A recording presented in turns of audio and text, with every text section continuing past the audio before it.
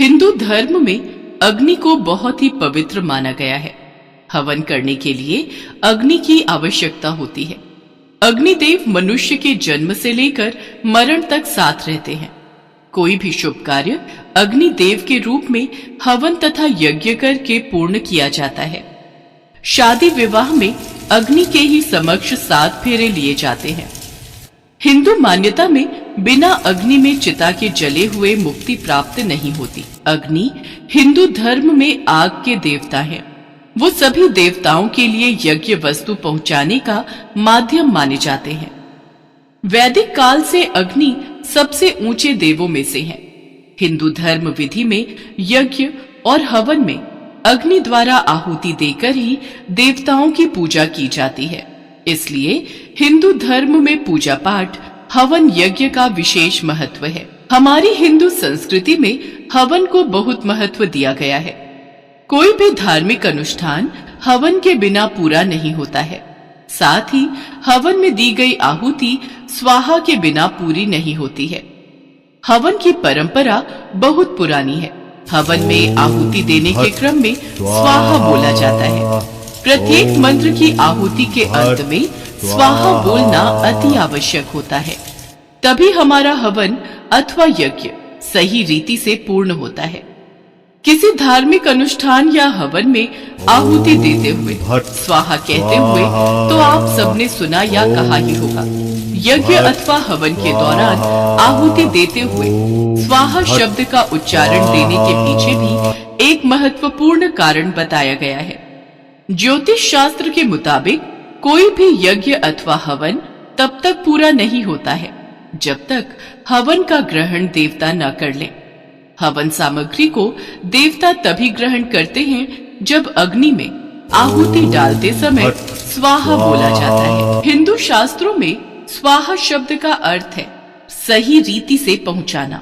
इसीलिए मंत्र पाठ करते हुए स्वाहा कहकर ही हवन सामग्री भगवान को अर्पित करते हैं। लेकिन क्या आपको पता है कि आखिर प्रत्येक आहुति पर स्वाहा शब्द क्यों बोला जाता है? साथ ही इसे बोलना क्यों जरूरी माना गया है? धार्मिक मान्यता के अनुसार और शिव महापुराण में आए वर्णन के अनुसार इससे प्रचलित बहुत सी कथाएं कही गई हैं, जिनमें से एक कथा के अनुसार स्वाहा दक्ष प्रजापति की पुत्री थी। स्वाहा का विवाह अग्निदेव के साथ हुआ था। स्वाहा इतनी सुंदर थी कि अग्निदेव उन्हें पत्नी के रूप में पाकर बहुत प्रसन्न हुए। इतने प्रसन्न हुए कि स्वाहा को वरदान मांगने को कहा। स्वाहा, तुम्हें पत्नी रूप में पाकर मैं बहुत प्रसन्न हूँ, इसलिए मैं तुम्हें वरदान देना चाहता हूँ।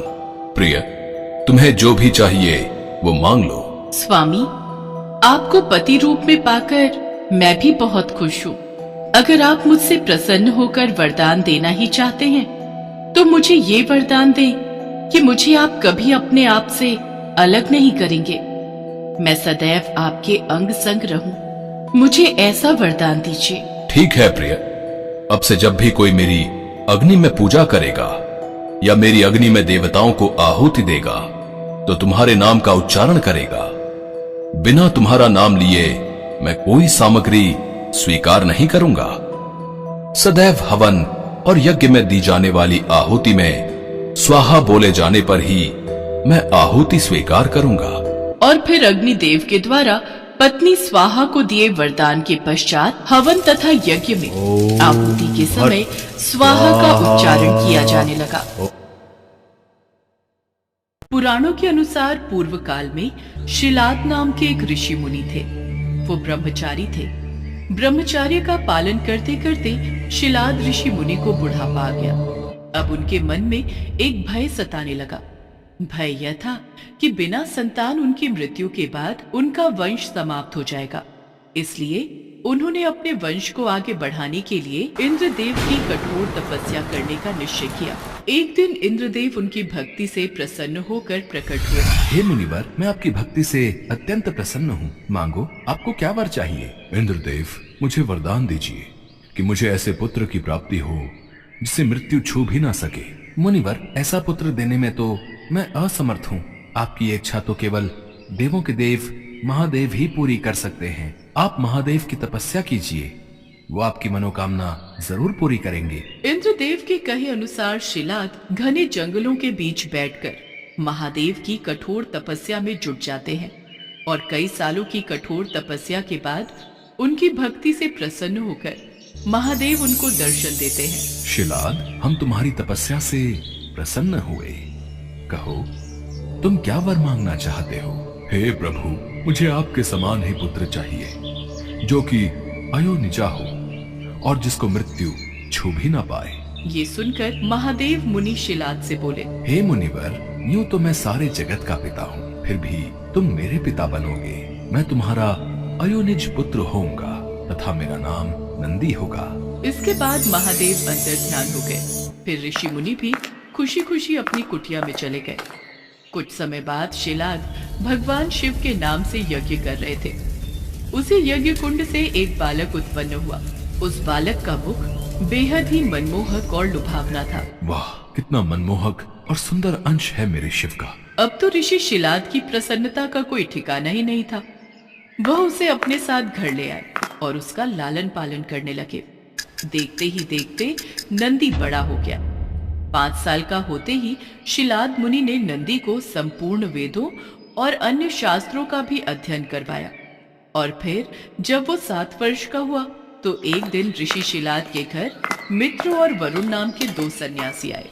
ऋषि शिलाद की आज्ञा से नंदी ने दोनों सन्यासियों का खूब आदर सत्कार किया, उन्हें भोजन कराया। खाइए मुनिवर, खाइए। अगर आपको किसी और चीज की भी आवश्यकता है तो मुझे बताइए। नहीं नहीं, हमारा पेट भर गया, हमें और कुछ नहीं चाहिए। आपका बहुत बहुत शुक्रिया। ऋषि शिलाद के घर मिले इस सेवा भाव से दोनों सन्यासी अत्यधिक प्रसन्न हुए।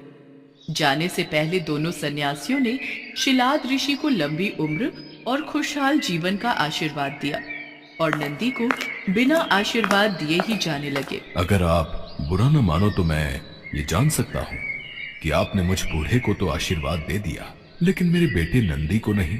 तब सन्यासियों ने बताया, हमें ये बात कहते हुए बेहद ही दुख हो रहा है, लेकिन सच तो यह है कि नंदी अल्पायु है, अर्थात उसकी आयु बहुत कम है। हाँ मुनिवर, उसके पास केवल 1 वर्ष का ही समय है। आपके इस पुत्र की आयु बहुत कम है, इसलिए हमने इसे कोई आशीर्वाद नहीं दिया। उन दोनों सन्यासियों की बातें सुनने के बाद अंदर जाकर शिलाद ऋषि नंदी को गले लगाकर फूट फूट कर रोने लगते हैं।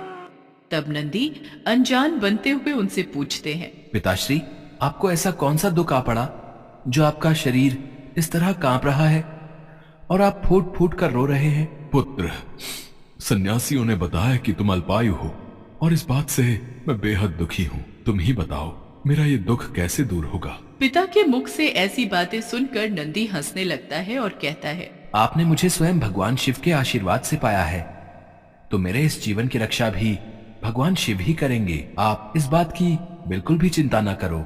फिर अगले दिन नंदी अपने पिता से आज्ञा लेकर महादेव की तपस्या करने के लिए भुवन नदी पर चले गए और वहां पहुंचकर वो नदी किनारे बैठकर शिव जी की कठोर तपस्या करने लगे। बालक नंदी की कठोर तपस्या देख महादेव कुछ समय बीत जाने के बाद नंदी के समक्ष प्रकट हुए, परंतु जब नंदी ने महादेव को देखा तो वो भूल ही गए कि वो लंबी उम्र के लिए तप कर रहे थे।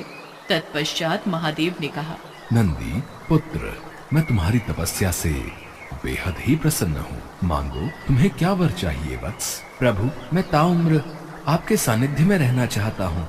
मुझे सदा के लिए अपने चरणों में जगह दे दीजिए। हे शिलानंदन, तुम्हें मृत्यु का भय कहाँ? तुम तो मेरे ही समान हो। तुम अजर अमर बनकर सदा मेरे संग ही रहोगे। तुम पर सदा मेरा प्रेम बरसता रहेगा। मेरी कृपा से तुम पर जन्म मृत्यु अपना प्रभाव नहीं डाल सकेंगे। तत्पश्चात शिवजी ने पार्वती माता से कहा, हे देवी, मैं नंदी का अभिषेक करके इसे गणाध्यक्ष बनाना चाहता हूँ। इस विषय में आपकी क्या राय है? महादेव, आप नंदी को गणाध्यक्ष पद प्रदान कर सकते हैं, क्योंकि परमेश्वर यह शिलानंदन मेरे लिए पुत्र सरीखा है, इसलिए नाथ ये मुझे बहुत ही प्यारा है। महादेव ने अपने अतुल बलशाली गणों को बुलाकर उनसे कहा, गणनायकों, आज से ये नंदीश्वर तुम लोगों का स्वामी होगा। मैं धन्य हो गया प्रभु, मैं धन्य हो गया। इस प्रकार नंदी के समर्पण से प्रसन्न होकर भगवान शिव ने नंदी को पहले अपने गले लगाया और उन्हें बैल का चेहरा देकर उन्हें अपने वाहन, अपने गुणों में सर्वोत्तम के रूप में स्वीकार कर लिया। और तभी से शिव जी की मूर्ति के साथ नंदी की प्रतिमा भी स्थापित की जाती है। ऐसा माना जाता है कि शिव जी तो हमेशा ध्यान में लीन होते हैं, वो हमेशा समाधि में रहते हैं, इसलिए नंदी के कानों में बोलकर उनके भक्तों की आवाज उन तक